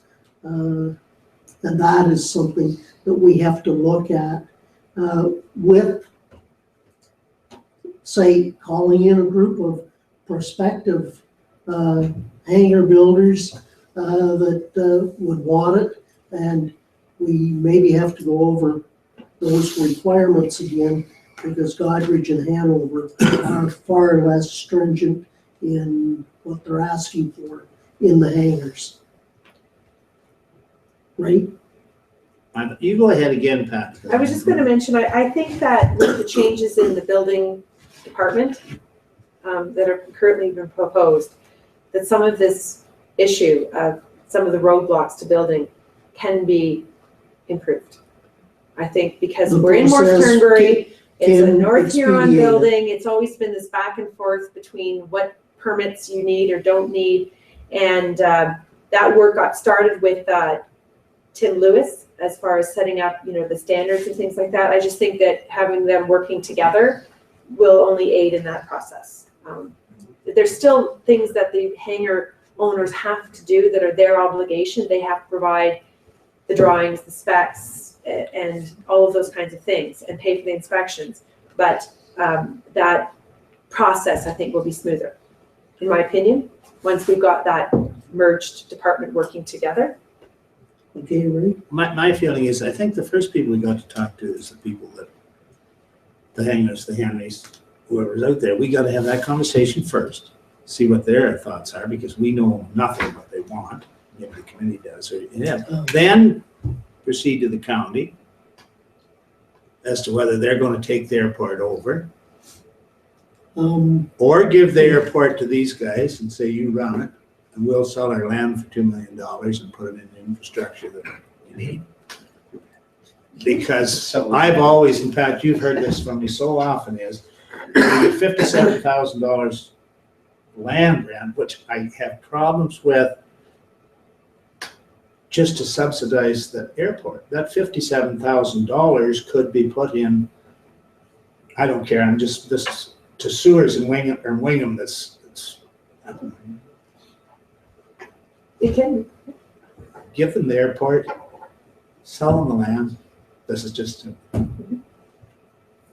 so we're we're sort of on a subsidizing an airport for combination something that's not. divest. You've heard this before, we're subsidizing an airport from something that you could be subsidizing anything else that meant every year, $57,000. And you've heard this one before, but I think we gotta talk to the airplane people and then go to the county and see if they'll take it over. Yeah. So it can be, option D provides for that request for proposal, where if a hangar group of owners or pilot group wanted to consider how they could assist with operating, it's a formal process to do that. I mean, you can meet with a group of them, but that would provide them an opportunity to sit down, create a proposal, and present that to council. Yolanda? Could I ask a question of Henry? Is that okay? A question of clarification or knowledge of the airport? Yes. Would the pilots that have hangars out there be interested in a roundtable discussion on where to move forward? Absolutely. Trevor? But I guess haven't we got that from the communication that we've already had when we will put this feasibility study together? Like, hasn't that already been done? It's explained in the report that there is a desire and you heard that at the public meeting, that there is desire for more hangar space. And there's at least 2 that would probably build hangars. I don't know if there's 6 that would build large hangars like we currently have, but some sort of configuration of hangars. That has not been fleshed out to specifics, but that is the feedback we're receiving.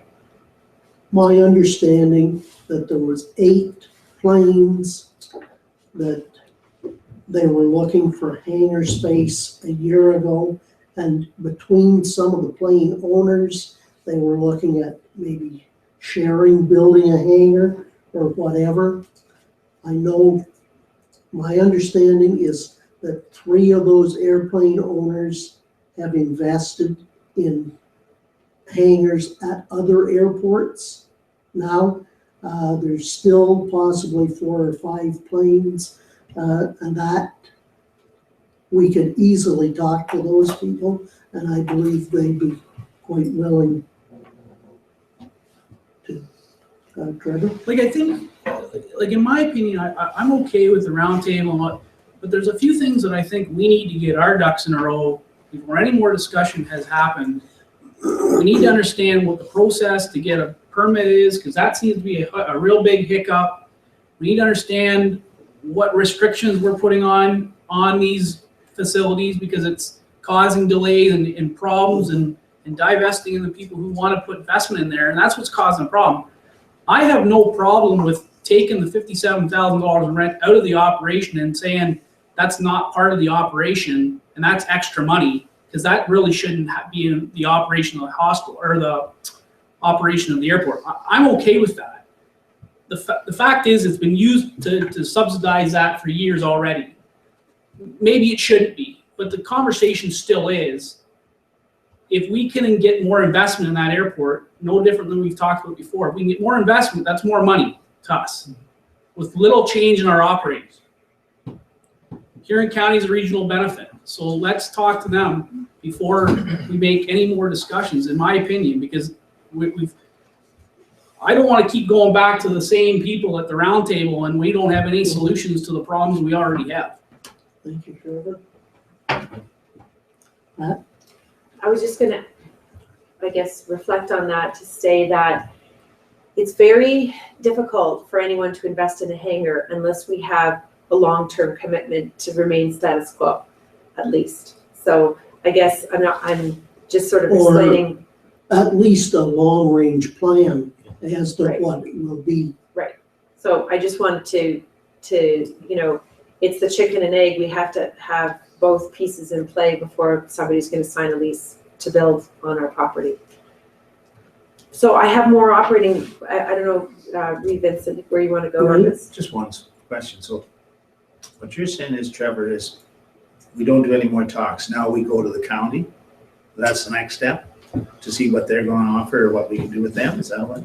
And no more discussion with the people that are already in. Yeah. Because Sorry, Reed. That's what my recommendation would be to, you know, let's stop the conversations with what we have already. We know the issues that we've got with our structures and stuff that are issues with investment. Talk to the county and that might be a year discussion to get some clarity and to get some formality on what that looks like in any funding, if not. If that doesn't come to fruition, then the conversation about divesting and stuff needs to be, like, if all of a sudden we've used all of our eggs, we can't go any more eggs. Like, that's it. So the fact is, I think we've got some struggle that we're not using our property because we don't have made a clear plan. We haven't made a clear plan because we haven't asked all the right people. Like, if the county says no, well, then we know there's no money anywhere else. But Trevor, maybe these people that are there maybe they've got suggestions for us as to which direction we should be going too, don't forget. Like, you know, as to what the options are and give us some suggestions as to what they might think is a good solution to the problem too, eh? But this is what this report tells us. I know, but, you know. Sure. I don't think you've probably had any formal feedback from the airport group, Pat, since you've distributed the report to them, and now we have Henry here this evening. Perhaps you could get some feedback from them at the airport, the next airport meeting, and communicate that to council. And if council wishes to at least narrow down or rule out any options this evening and direct us to do further investigation on any of them, I think the conversation with the county is one that you have raised as a possibility. And we could connect with Godrich to see, you know, what the extent of their proposal is to the county, if there's an opportunity for us to participate in that. I know at the Economic Development Strategic Planning meetings that I was at, airports were discussed briefly, and they talked about county support to airports and what would that look like. Some of the comments going around the table were also, if we're going to support airports in the county, how many do we need to support? How many airports do we need within the county? So that may be a question that they'll be asking at the table as well. So I think we could pursue those discussions at the county, with the county, if you would like to direct us to do so. Get some feedback at the airport committee level and bring that back to you once that hangar group has had a chance to review the recommendations in this report. And if there are any other options within this report that you'd seriously like us to investigate or want further investigation on, you can direct us to do so.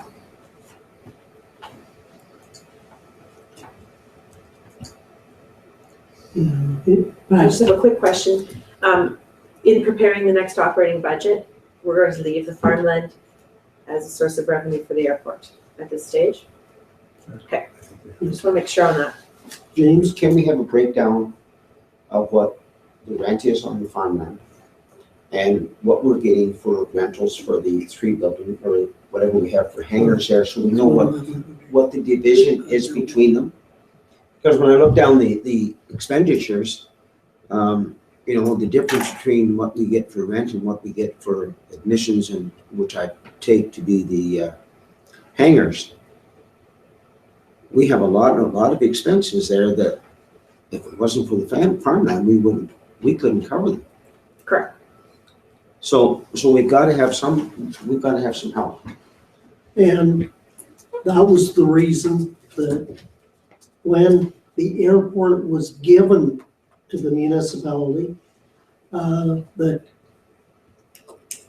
the benefactor that gave it to the municipality put those possible assets in to reduce the operations costs, and that it was not purchased by the municipality, it was given to the municipality. Richard, is there some way that I have something on my screen here in an Excel, I just wanted to pop up, because I have his answer here. I just can't seem to get it to get off. Press escape to exit out of the PowerPoint. And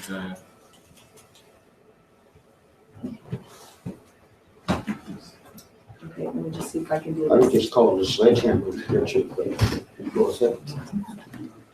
I'm trying to do this. As soon as Oh, there we go. Okay, thank you. I don't know if you can see this. you can zoom on the Yep. lower right. Oh, thank you.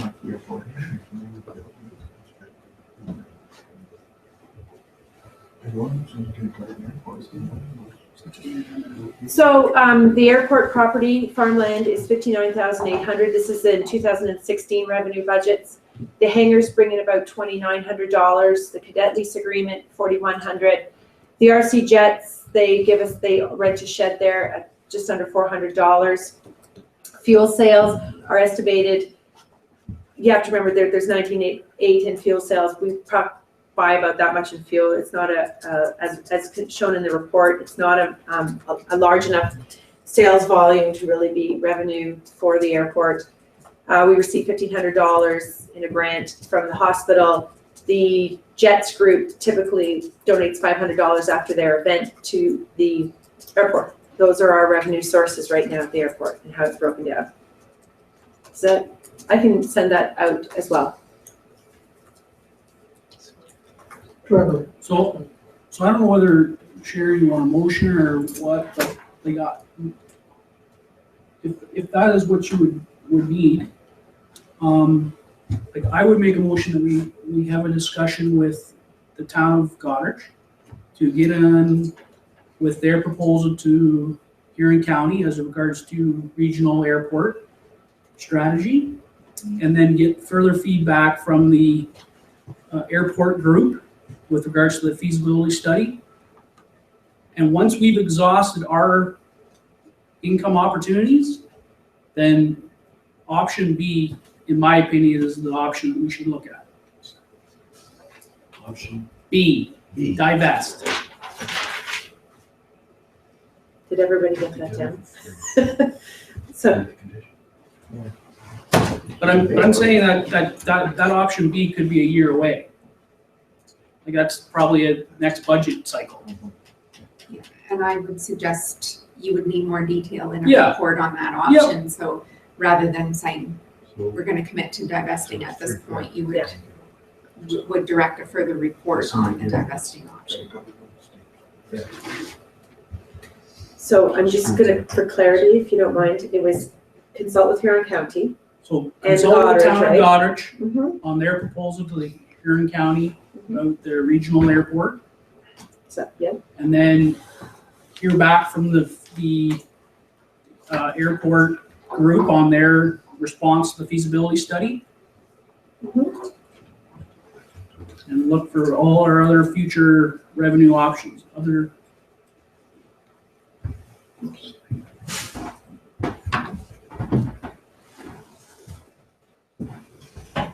I'll remove anything about divesting at this point. okay. You're seconding or voting to speak? No, I want to say something, so I'll second it if I can. It's something related to the motion also. Okay, I'll Um, second that. you have comment or question? Just wanted to know how many offices are in the building? How big is it? There are 3 offices. One is used by the cadets, Mhm. 1 and 2 are vacant. And then there's other rooms like the customs office and things like that, which we would never use for anything except the purposes that they're used for now. But there are 2 vacant offices. They're about 10 by 10. Okay. But they have to be used with which the zoning requires for aviation-related businesses. They can't be a bank office or a mortgage company. That is clear in the zoning. Any further questions or comments? All in favor of the motion? Carried. Great, thank you.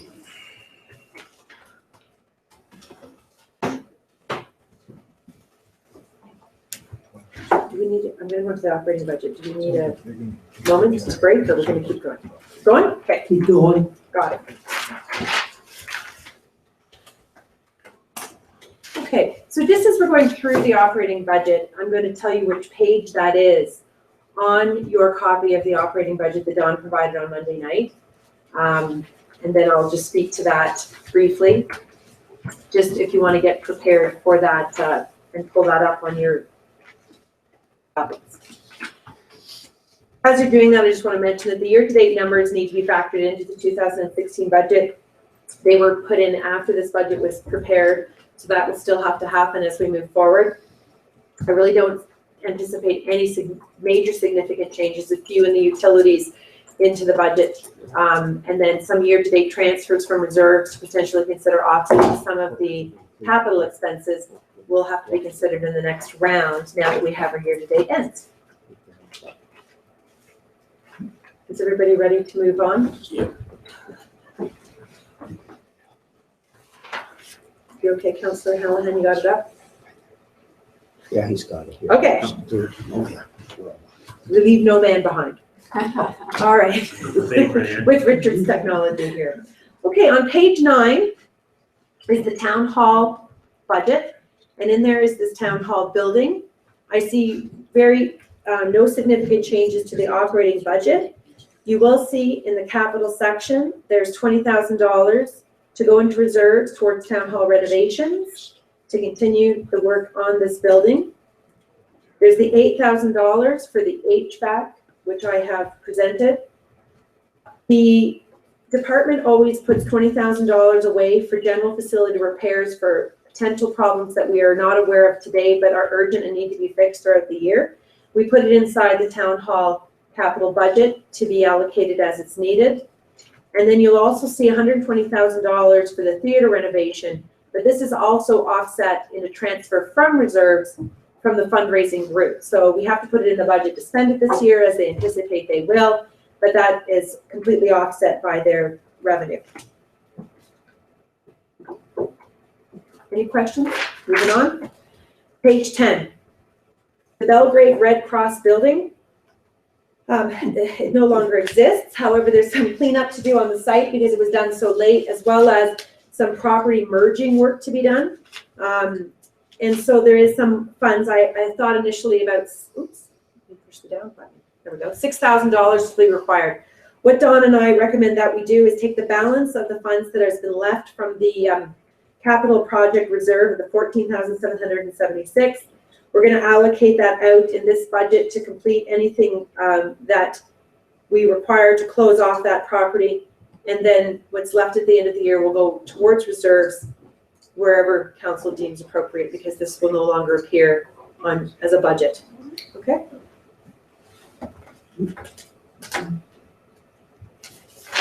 Pages 11 and page 13 are the fire halls and the ESTC. You can, if there are any questions on that, let me know. I see no significant changes in the operating budget on these buildings. The police station, page 14. I see no significant changes in the operating of this building. We do have a future project in the garage floor. We tried a fix that we thought would work this year and it hasn't. And the problem is that it slopes towards the building instead of out of the building. So when the cars come in, it slopes all and comes into the wall of the building. And when it gets, anyway, so we have to get the garage to slope out. So that is coming up in the future, probably not this year, but we'd like to look at that next year. The airport budget, I see no significant, I didn't put any significant operating changes in this budget. Really waiting for feedback on this, council's feedback on this report. The children's center is on page 27. There's no significant operating changes towards the facility. You can note there, though, that there's a significantly different amount budgeted under building repairs and maintenance. There was a heavy amount put in last year because that was the flooring project, and this year that is completed, so that money is not there. We just have our regular maintenance and building repairs to do on that site. Okay. Wingham Parks, we used quite a bit of capital last year in reserves to purchase some of the new lawn cutting equipment. There's no significant operating changes. The one thing you'll note is that it is a decrease in the operating. So we now put into reserves every year a certain amount for truck capital, and last year I put that in parks. But with conversations with Donna, the trucks are really used by every single facility inside my department. I've moved that expense over to rec admin, so you'll see that that's a change, but not a change in the bottom number of our operating expenses. And with the merge of the departments and the change in the water, I'm sure Kelly mentioned, trucks is still being discussed now with all the transitions. So that may still be changing. The parks budget's page 33, 34, and 36. That's the Blythe Parks, the Trailer Park, and East Wamanosh Park. I see no significant changes in those operations. On page 35 is the operating budget for the Blythe Campground. There's no significant changes. However, I've recently learned that the Barn Dance Group is going to donate $2,000 if we match those dollars towards electrical improvements, which we were planning to do. So that income or that donation will be shown on the next budget of $2,000. What electrical stuff are we talking? Each of the different camping boxes has very old breakers, and we're going to do some fixes this year and see if that's an improvement for our campers. And if it is, then we'll continue that work year after year, marching through the old section. Are you putting bigger breakers in some of those boxes? They will have no additional capacity, but they will be newer, so they'll be able to hold harder. Right now, once one blows, it doesn't go back into its position, even when you have nothing plugged in. But we don't have the capacity to increase them beyond 15 amp service and 30 amp service that we offer at the campground. The recreation programming budget is on page 37. This is things like day camps, dance, gymnastics, PA day activities, the free drop-in programs offered by the department. There's no significant changes. However, I just wanted to point out that the way our year-to-dates showed out at the end of this year, we had $11,000 in excess revenue over anticipated. So that's going to move into reserves, but that's a long way from where we came a couple years ago. I'm sure a few councils remember where that was more of a deficit-driven department, and they've really turned things around. So I'm very proud of that group. Perfect. Pat, when you talk about your online program, what operating savings are we still printing the same amount of catalogs and programs, or is it, are we going more online? Like what's the plan on that? So we're watching what some of the other groups that have already moved to this have done, and they've gone to, first couple of years a blended where you can register multiple ways to purely only online. And definitely looking at maybe one issue of a rec guide, which sort of gives the overall view. And then you go online to register, find out the dates, the times when you can register for programs. So I definitely see a reduction in the print marketing materials. We still have a lot of users who won't go online, who want to come and write that check or give us the cash over the counter. So we still have to be available for that. The return on investment numbers as far as hopefully time saved at the front counter and with phone calls and things like that is significant.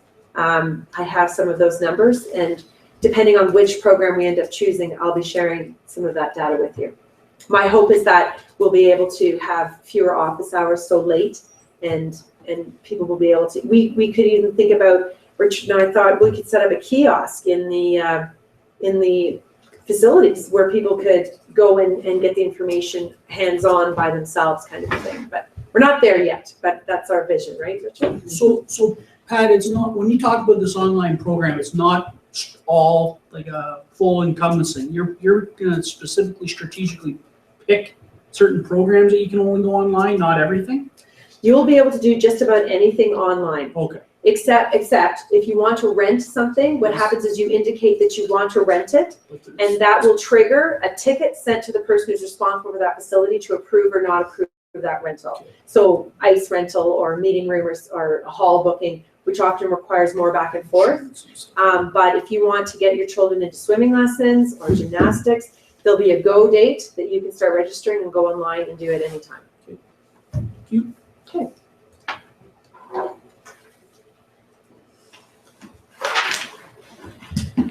I'm often asked, what does the North Huron Westcast Community Complex cost us? And with the draft year-to-dates in for now, I do have the 2015 summary and proposed 2016 numbers.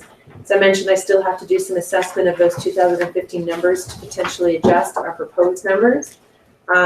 This $391,000 total net support of that building does not include transfer to reserves, capital projects, or donations from Morris Turnberry. So that is our overall operating deficit. And then this year, you're gonna have to help me out, Dawn. I think it was $55,000 we received from Morris Turnberry to go to help with that support. But I still need to confirm those numbers with Donna and things like that. That's why it's marked draft, because we just got those numbers in. The aquatic program and the facility expenses, we are currently, What page is that?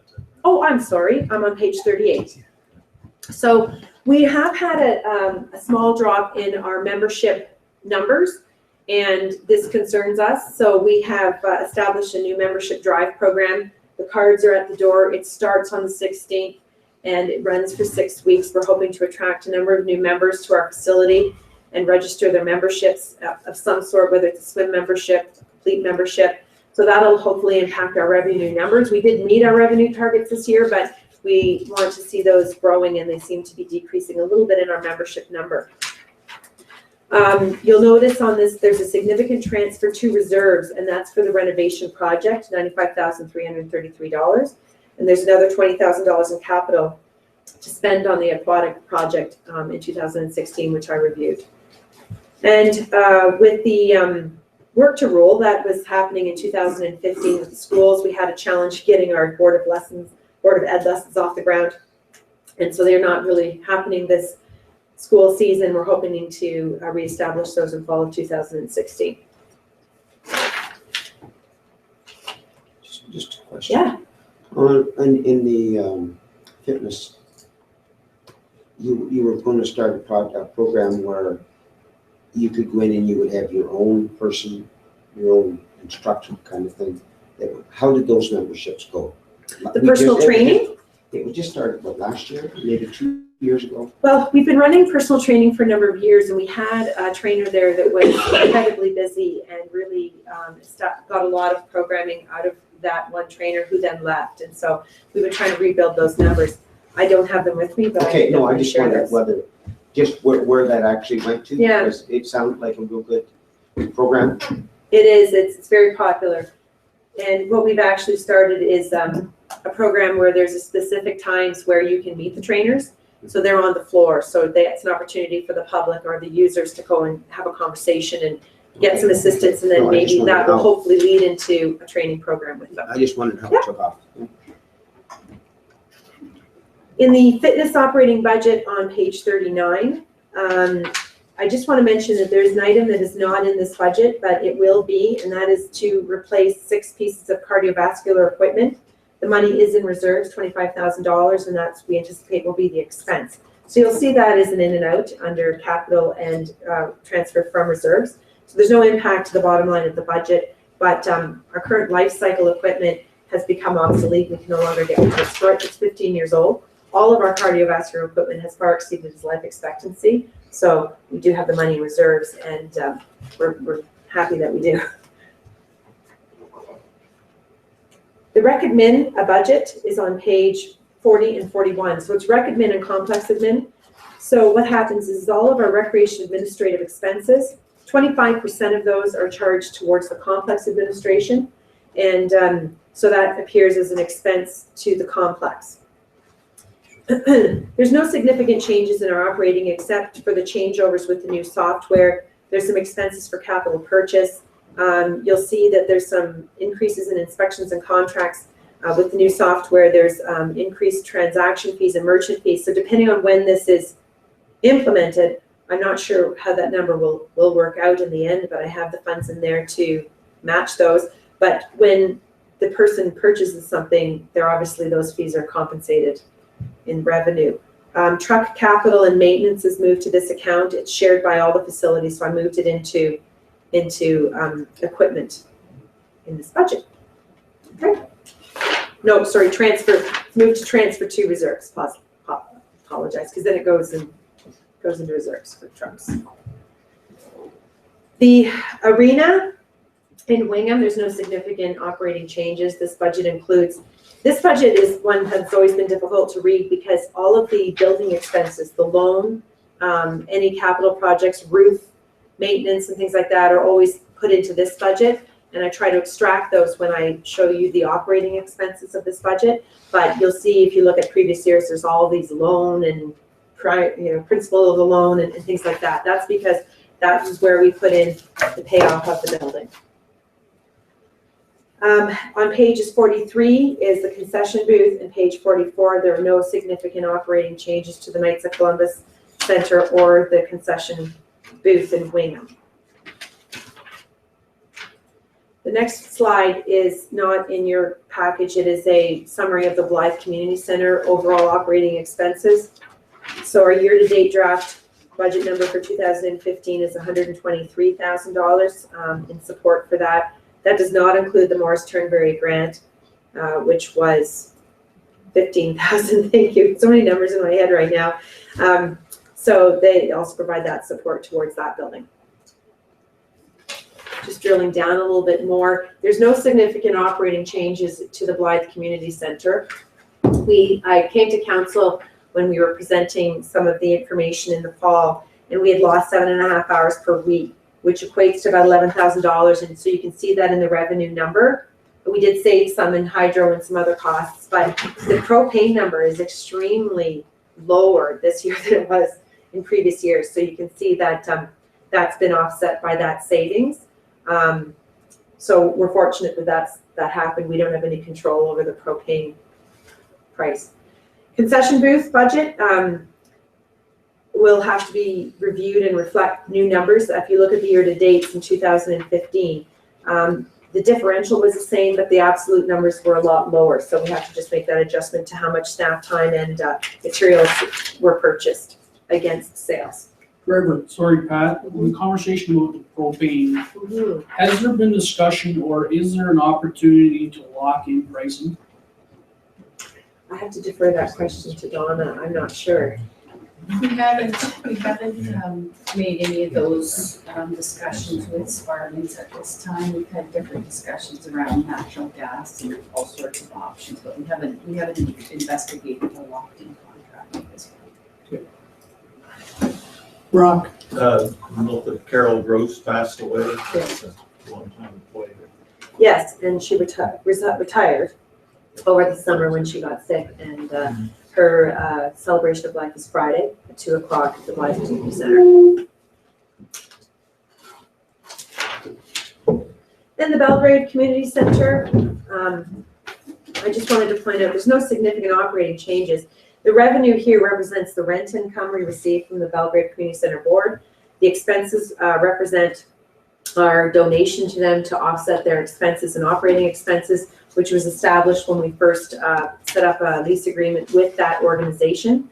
It's my understanding that Morris Turnberry has reduced their annual contribution to this facility, and our opportunity to open those discussions would be in 2020 when we renew that agreement with them, if that's something we want to discuss at that time. The numbers that were established at the beginning were based on potential operating expenses. They have done a very good job in their operations and their volunteerism and in their revenue with their bars and their ice rentals. So we'll have real numbers at that time after 10 years of operation to work through that agreement with them. The Wingham and Blythe libraries, just to give you some background, that's on pages 49 and 50. The North Huron owns the Wingham Library facility, which is now the Alice Munro Public Library, and we rent the space for the Blythe Library. There's no significant operating changes, except that you will note that we do have that capital project to complete on the windows and the painting and flooring at the Wingham Library as soon as the weather allows. The operating budget for the North Huron Museum, no significant operating changes. We've had significant savings in the heat. So we used to spend about $15,000 on oil. And I think if you look at this year, it's under $4,000 for natural gas. So we have been able to take some of that money and put that in reserves for building repairs. And that number needs to be adjusted for 2016 now that the actuals are in. But last year was the first year we've had a whole 12 months of the natural gas. Then on page 52 and 53 is the Memorial Hall and the Blythe Meeting Room. There's no significant operating changes. However, if the construction starts in September, there will be significant operating changes. There will be no revenue and different complete hydro and other type costs. But we'll wait to see how that renovation project unfolds. Also, there are some Trillium grant numbers in there, which is an in and out for us, but we were the sponsors or the group that achieved getting that grant with 1419 for their operating expenses. So you see that appearing in the budget, but it is in and out for us. We received the money from Trillium and then we forwarded it on to them. And that is all of the operating budgets under my department.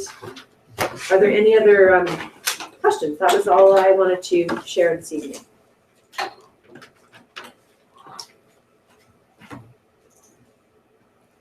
Are there any questions for Pat on any of her budgets? I put them to sleep. All right, no. So our next meeting next week, then on February the 17th, I know a couple of you can't make it.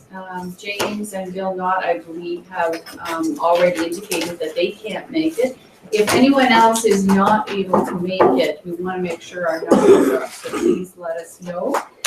We have the final 8 budgets to go through that night, and then we're going to be talking about some other items, such as we'll be going through our transfers to and from reserves, the donation request list, the house and dam, and our borrowing costs will be in addition to the final 8 department budgets. And then at that time, depending on how time permits, we'll be looking for some direction from council on, as Sharon pointed out to you last meeting, where you'd like to see us end up and give us some targets to work towards. Due to a number of things going on, we probably won't schedule our next round of meetings till after the first week of March. So just to give you a bit of a time frame there. So if there's nothing further, we shall see you on the 17th for the remainder of the budgets, and then we'll at least be through the whole budget once as is, and then we'll start making changes.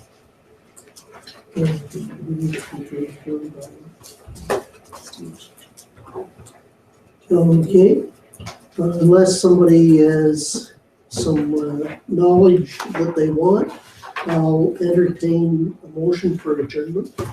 Councillor Syfe, Councillor Woods-Mcvillian.